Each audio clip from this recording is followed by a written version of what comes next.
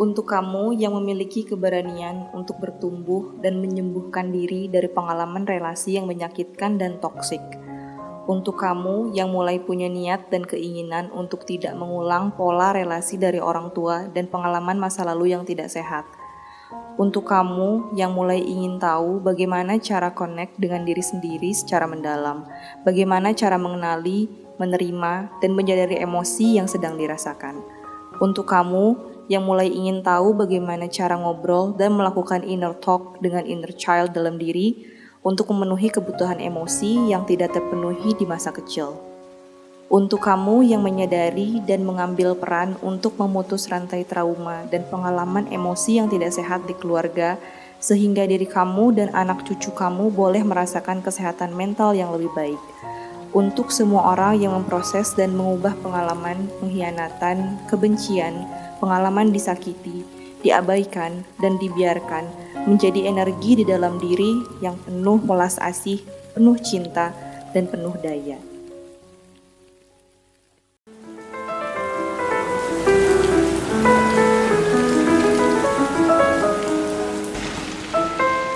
It didn't start with you.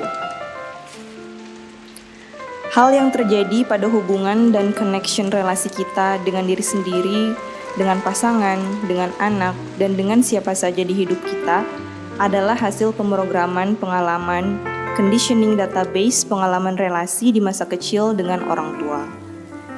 Menyadari hal ini bukan untuk menyalahkan orang tua kita, karena mereka juga sudah berusaha memberikan yang terbaik dari yang mereka punya dan bisa, yang didapat dari pengalaman bersama kakek nenek kita.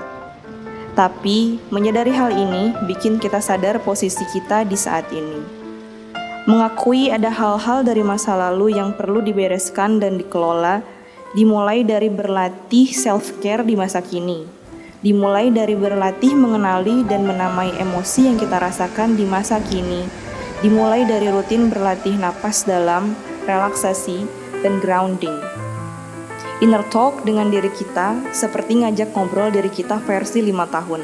Lakukan apapun cara healing dan self-care yang cocok untuk teman-teman masing-masing, karena kita unik dan beragam.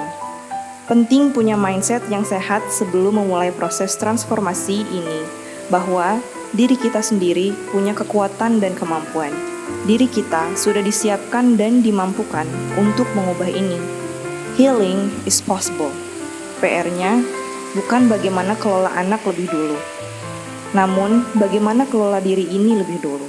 PR-nya bukan bagaimana didik anak lebih dulu, namun bagaimana didik diri ini lebih dulu. Ini memang tentang anak kita, tapi ini juga tentang diri kita. Sejauh mana anak tumbuh menuju dewasa, tergantung sejauh mana kita bersedia tumbuh dan belajar sebagai orang tua. Anak juga manusia.